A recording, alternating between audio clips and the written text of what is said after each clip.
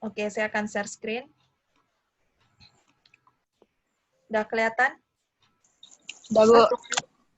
Nah, jadi pada zaman Indonesia baru merdeka, jadi diajukanlah oleh para menteri di Indonesia kepada presiden, ini Bung Karno, untuk mengganti istilah turisme itu dengan bahasa Indonesia, karena dinilai masih ada unsur-unsur Belanda, unsur-unsur kolonial gitu istilah turisme tersebut. Maka setelah berembuk digantilah dengan menggunakan bahasa Sanskerta. Kita tahu bahasa Indonesia sendiri kan salah satunya bersumber dari bahasa daerah dan bahasa Sanskerta. Jadi digantilah dengan istilah pariwisata. Nah, dasarnya apa? Jadi pariwisata ini berasal dari dua kata yang digabungkan dari bahasa Sanskerta, yaitu kata pari dan kata wisata. Pari artinya berputar-putar atau berkeliling-keliling. Sedangkan wisata itu artinya adalah perjalanan. Nah, jadi kalau kita artikan secara awam, pariwisata ini apabila digabungkan kan artinya adalah berjalan berkeliling, berjalan berputar, kan nggak mungkin ya seperti itu pengertian pariwisata. Nah, jadi disempurnakanlah definisi dari pariwisata yang berasal dari dua kata bahasa Sanskerta ini. Sehingga secara umum dapat kita maknai pariwisata itu sebagai suatu perjalanan yang dilakukan dari tempat asal ke suatu tempat atau ke beberapa tempat dan kemudian kembali lagi ke tempat asal. Ya, kembali lagi ke tempat asal. Nah, kenapa menjadi seperti itu? Nah, jadi kembali lagi ke asal kata tadi, yang artinya berputar atau berkeliling. Kalau Ananda bayangkan, berputar atau berkeliling, saya akan, stop share dulu. Saya akan gambarkan seperti lingkaran. Share screen. Oke, sudah terlihat ya? Terlihat Ananda? Blank page ya. Nah, kita anggap saja pariwisata tadi. Berputar atau berkeliling artinya kata pari tadi. Misalnya, place of origin dari sini, dari tempat asal. Kemudian menuju beberapa tempat. Misalnya ke tempat yang satu. Kemudian dari tempat satu ke tempat yang kedua. Dari tempat yang kedua ke tempat yang ketiga. Kemudian balik lagi ke tempat asal kan? Ya. Ini mengandung makna berputar atau berkeliling. Ya, mengandung makna dari kata pari tadi. Jadi digunakan istilah itu terkait dengan syarat pariwisata. Jadi syarat pariwisata, kenapa setiap perjalanan itu tidak bisa disebut sebagai pariwisata? Kenapa tidak bisa disebut sebagai pariwisata? Karena yang tergolong pariwisata itu ada syarat-syaratnya. Yang pertama, tidak untuk mencari nafkah, perjalanan yang dilakukan tidak untuk mencari nafkah. Yang kedua, dilakukan untuk sementara waktu saja atau tidak melebihi 30 hari. Makanya kalau Ananda udah ada yang punya paspor? Belum, Bu. Nah, bagi yang punya paspor, atau untuk Ananda ketahui, paspor itu kan nggak boleh dari 30 hari, ya. Paspor pelancong. Nah, jadi itu alasannya. Jadi, karena unsur sementara tadi. Jadi, yang pertama tadi, syarat suatu perjalanan dinamakan perjalanan wisata. Yang pertama, tidak untuk mencari nafkah. Yang kedua, hanya untuk sementara waktu, tidak melebihi 30 hari. Yang ketiga, ada fasilitas yang dinikmati. Ya. Nah, itu jadi, itulah kenapa disebut suatu perjalanan itu sebagai perjalanan wisata. Ya, ada syarat-syaratnya. Tidak semua perjalanan itu disebut sebagai perjalanan wisata. Ya. Oke, itu pengertian dasar. Saya ulangi. Perjalanan yang dilakukan dari tempat asal atau istilahnya place of origin. Istilahnya place of origin.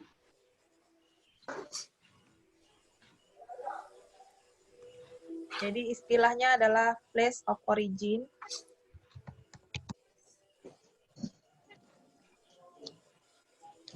Nah, ke suatu destinasi Nah, atau ke suatu tempat atau beberapa tempat, kemudian kembali lagi ke tempat asal. Itu pengertian pariwisata secara umum.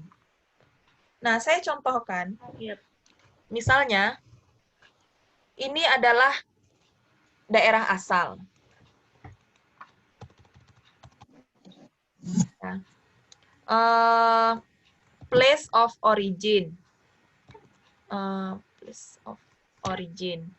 Kemudian menuju ke destinasi ini atau tujuan satu. Kemudian ke tujuan kedua. Ya, kalau dari pengertian pariwisata itu tujuannya lebih dari satu atau lebih dari satu ya. Satu ke suatu tempat atau beberapa tempat. Kemudian kembali lagi ke place of origin. Kembali lagi ke place of origin. Kalau dilihat dari gambar sini, place of origin, destinasi 1, destinasi 2, destinasi 3, place of origin lagi. Makanya ini bermakna pari tadi, berputar atau berkeliling. Kalau misalnya nggak balik-balik, nah, nggak bisa disebut pariwisata. Walaupun tujuan awalnya berpariwisata, tapi kemudian nggak pulang-pulang. Ya, nggak bisa disebut pariwisata. Nah, jadi dia harus kembali ke tempat asalnya dan perjalanannya hanya untuk sementara waktu gitu. Itu bisa disebut pariwisata.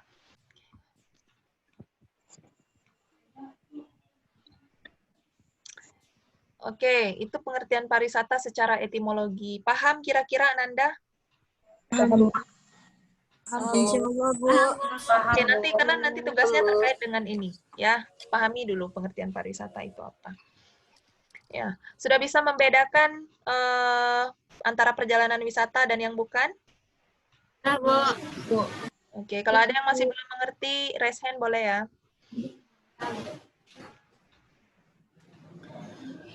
Nah, apa itu pariwisata? Nah, tadi sudah saya jelaskan, suatu perjalanan yang dilakukan dari tempat asal ke suatu tempat atau beberapa tempat, dan kemudian kembali lagi ke tempat awal. Oke. Kemudian ada istilah wisatawan. Wisatawan ini kalau kata aktivitas ditambah dengan akhiran wan. Akhiran wan kalau kita pelajari dalam bahasa Indonesia, wan itu berarti orang. Wan atau wati berarti orang ya, menandakan orang. Berarti adalah orang yang melakukan perjalanan wisata. Kalau kita artikan wisatawan adalah seseorang atau sekelompok orang yang melakukan perjalanan wisata. Seseorang atau sekelompok orang yang melakukan perjalanan wisata itu disebut dengan wisatawan. Para wisatawan. Nah, kalau wisatawan ini bisa bermakna satu, tunggal, atau jamak, ya, banyak. Kalau para wisatawan sudah pasti bermakna jamak, banyak, karena kata para tadi ini menandakan banyak, ya, banyak orang. Jadi banyak wisatawan. Wisatawan, para wisatawan ini adalah berbeda. Wisatawan artinya banyak wisatawan, bisa diartikan wisatawannya itu banyak, bisa diartikan satu. Kalau para wisatawan sudah pasti ya banyak.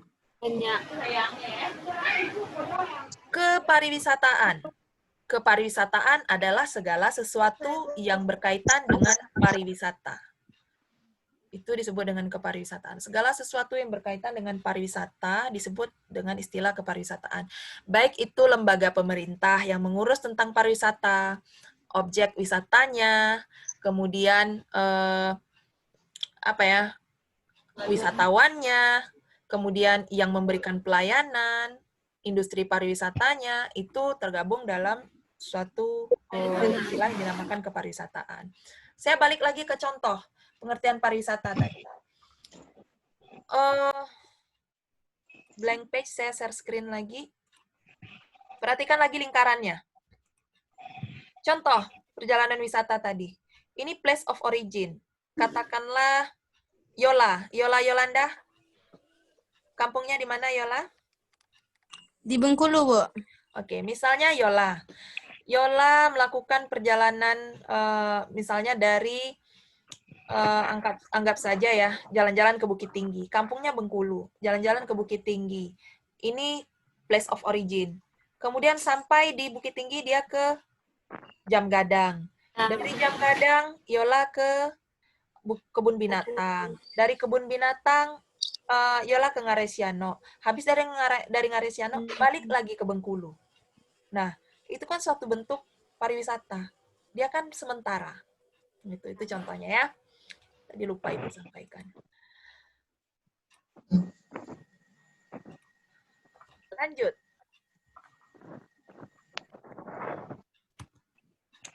Secara terminologi atau istilah. Nah, ada beberapa ahli yang mengemukakan apa itu pengertian pariwisata. Jadi, salah satunya ini ada menurut Herman Schullard. Menurut Herman, pariwisata itu adalah sejumlah kegiatan, terutama yang ada kaitannya dengan kegiatan perekonomian yang secara langsung berhubungan dengan masuknya, adanya pendiaman, dan bergeraknya orang-orang asing keluar masuk suatu kota, daerah, atau negara. Itu yang menurut Herman Schullard. Kemudian Guyer Freuler. Kemudian ada lagi Prof. Honzaiker dan Kraft. Dan banyak lagi pengertian pariwisata menurut para ahli, ya. Banyak. Nanti ini bisa Ananda download di e-learning ya. Banyak pengertian. Kalau Ananda searching di Google akan banyak sekali pengertian pariwisata, selalu berkembang ya. Nah, ini beberapa contoh pengertian menurut para ahli atau yang kita sebut secara terminologi. Nah, pengertian wisatawan, nah secara etimologi sudah saya jelaskan tadi ya, dan terminologi. Kemudian antara turis dan traveler. Antara turis dan traveler ini berbeda. Nah, jadi ada istilah turis, ada lagi istilahnya traveler. Ada yang mau mengungkapkan pendapat apa perbedaan turis dan traveler?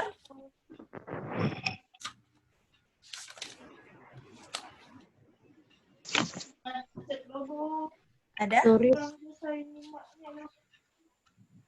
Apa perbedaan turis dan traveler? Kalau Saya, Bu.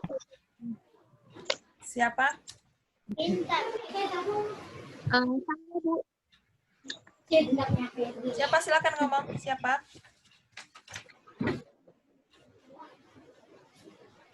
Ada? Orang Saya, Bu. Ya, silakan. Bu, kalau misalnya traveler itu, dia orang yang mengikuti kegiatan pariwisata sekalian.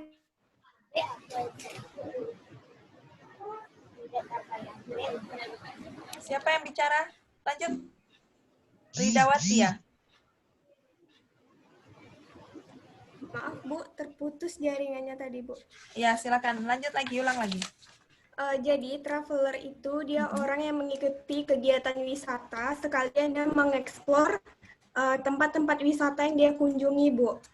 Ya. Kalau turis, dia hanya berkunjung ke tempat wisata itu dan cuma menikmati saja. Oke, benar Sekian sekali. dari saya. Ya. Ada lagi?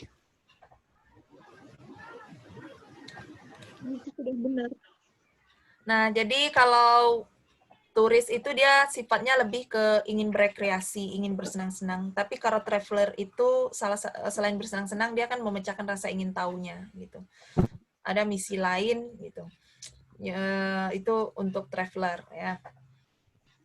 Nah, jadi beda antara turis dan traveler tadi. Kalau saya ulangi sekali lagi, kalau turis tujuannya adalah bersenang-senang, ingin menikmati perjalanannya atau destinasi atau fasilitas yang telah ia bayar, akan tetapi traveler tidak gitu, tidak hanya bertujuan untuk menikmati atau bersenang-senang, tapi ada tujuan lain, misalnya ingin mencari tahu, ingin mempelajari, nah gitu. Itu untuk traveler.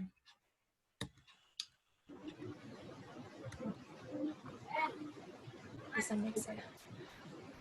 kirim itu ya ke Nah, saya. kemudian antara wisatawan dan pengunjung. Antara wisatawan dan pengunjung juga terdapat perbedaan. Apa perbedaan antara wisatawan dan pengunjung? Nah, wisatawan adalah orang yang berkunjung lebih dari 24 jam, namun tidak lebih dari 30 hari. Akan tetapi kalau pengunjung, jadi berkunjung untuk sementara waktu saja, tidak melebihi 24 jam. Melakukan perjalanan wisata tidak lebih dari 24 jam. Mengunjungi suatu tempat tidak lebih dari 24 jam. Contoh, kalau misalnya Ananda ke pantai. Kalau Ananda ke pantai, kan Ananda sebentar saja. Tidak sampai 24 jam di pantai ya. Iya. Maka itu disebut pengunjung. Gosong dong kalau dari pagi sampai besok pagi lagi. Ya. Nah, itu disebut dengan pengunjung. Nah, kalau yang namanya wisatawan, dia lebih dari 24 jam. Ya. Biasanya kalau wisatawan, dia mengunjungi banyak tempat, atau misalnya lebih dari 24 jam. Gitu. Itu disebut dengan wisatawan.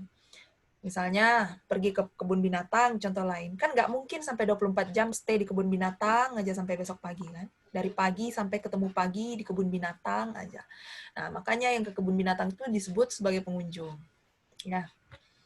Oke, jadi antara wisatawan dan pengunjung itu berbeda, dibedakan dari lama kunjungannya. Ya. Ciri-ciri wisatawan. Nah, ini sekaligus membatasi yang mana perjalanan wisata, yang disebut perjalanan wisata, dan mana yang bukan. Yang pertama, perjalanan dilakukan lebih dari 24 jam. Yang kedua, perjalanan dilakukan sementara waktu saja. Dan yang ketiga, tidak untuk mencari nafkah. Ya. Ini ciri-ciri wisatawan. Nah, jadi ada jenis-jenis wisatawan. Ada wisatawan asing atau foreign tourist, itu wisatawan yang berasal dari negara dari luar negeri, sederhananya. Kemudian ada domestic foreign tourist, adalah wisatawan yang sebenarnya dia merupakan orang asing yang tinggal di suatu negara, kemudian dia mengunjungi objek wisata yang ada di negara tersebut. Misalnya, Ananda kuliah di luar negeri, tentu Ananda tinggal di luar negeri, kemudian jalan-jalan di luar negeri. Nah, itu disebut dengan domestic foreign tourist. Orang asing yang menjadi wisatawan, gitu ya. Nah, jadi sebenarnya bukan orang negara tersebut, tapi dia tinggal untuk sementara waktu, karena apakah sebagai mahasiswa, gitu, atau karena dia bekerja di luar negeri, kemudian dia jalan-jalan. Nah, itu disebut dengan domestic foreign tourist. Domestic tourist adalah wisatawan domestik, wisatawan yang berasal dari negara itu sendiri. Misalnya kita jalan-jalan, Anda jalan-jalan ke Jakarta, jalan-jalan ke Bali, itu disebut dengan domestic tourist, wisatawan domestik. Indigenous foreign tourist. Indigenous foreign tourist ini adalah wisatawan, gimana ya, wisatawan suatu, misalnya Ananda kuliah di luar negeri, misalnya anggap saja kuliah di Malaysia, kemudian Ananda balik ke Indonesia. Kemudian melakukan perjalanan wisata di Indonesia saat Ananda pulang. Nah, itu disebut dengan indigenous foreign tourist. Itu disebut indigenous foreign tourist, di mana warga suatu negara yang tinggal di negara lain, kemudian kembali ke negara asalnya dan melakukan perjalanan wisata. Transit foreign tourist, wisatawan transit. Contoh, kalau mau pergi ke luar negeri misalnya, anggap saja ke Amerika, tidak ada pesawat langsung dari Indonesia. Nah, maka dari Jakarta misalnya kita melalui Singapura dulu, transit di Singapura. Kemudian sampai di Singapura pagi dan akan berangkat ke Amerika malam, maka siangnya kan kita bisa gunakan untuk jalan-jalan di Singapura. Nah, itu dinamakan transit turis. Ya. Wisatawan yang mempergunakan waktu transit untuk berwisata. Bisnis turis atau wisatawan yang menggunakan kesempatan berwisata, wisatawan yang melakukan perjalanan wisata dari fasilitas bisnis, ya, dari fasilitas bisnisnya. Contoh, misalnya melakukan meeting, misalnya. Anggap saja siapa ya? Saya mau sebut nama di sini. Arni. Arni ini kayaknya nggak kenalan deh tadi. Arni, hello Arni. Arni. Ya, misalnya Arni, aduh kelihatan kakinya Arni tadi. Nah, misalnya Arni adalah seorang desainer ternama. akan mengikuti misalnya New York Fashion Week. Nah, artinya Arni melakukan perjalanan bisnis ya ke New York. Nah, karena akan ada fashion show untuk karya-karyanya. Nah, udah nyampe di New York kan nggak mungkin Arni melewatkan begitu saja waktu untuk hanya untuk sekedar urusan bisnis saja. Pasti di samping itu dia mau jalan-jalan, ya kan? Nah, jadi berbisnis sambil jalan-jalan. Nah, itu disebut dengan bisnis tourism tadi. Disebut dengan bisnis tourism. Bisnis turis. Nah, disebut dengan bisnis turis karena kegiatan perjalanan wisata yang dilakukan sambil melakukan bisnis tadi. Ya. Nah, itu disebut dengan bisnis turis. Baik, sampai di sini ada yang mau ditanyakan Ananda sekalian? Ada pertanyaan?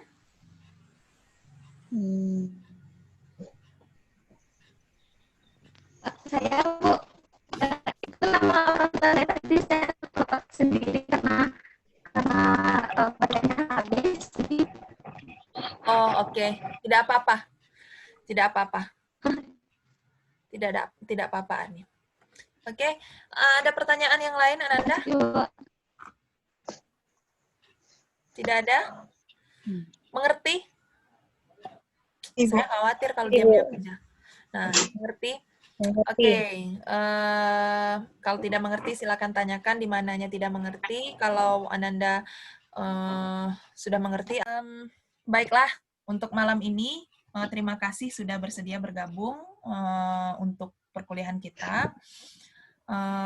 Untuk hari ini, lebih dan kurang mohon maaf. Sampai jumpa di perkuliahan selanjutnya. Untuk yang kelas Jumat, Ananda bisa cek di YouTube. Bisa cek di e-learning nanti untuk video penutup perkuliahan. Ada satu yang harus dilakukan lagi. Ya, buka e-learning, lihat video penutup perkuliahan.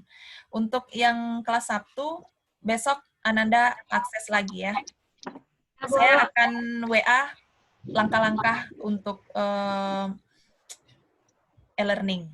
Ya, langkah-langkah untuk e-learning, apa saja aktivitasnya ya. Baiklah, selamat malam, selamat beristirahat ya. Terima kasih. Assalamualaikum warahmatullahi wabarakatuh. Waalaikumsalam warahmatullahi wabarakatuh. Oke, Ananda, kita akhiri ya perkuliahannya ya. Saya meeting, sampai jumpa. Terima kasih, Bu. Terima kasih, Bu. Terima kasih, Bu.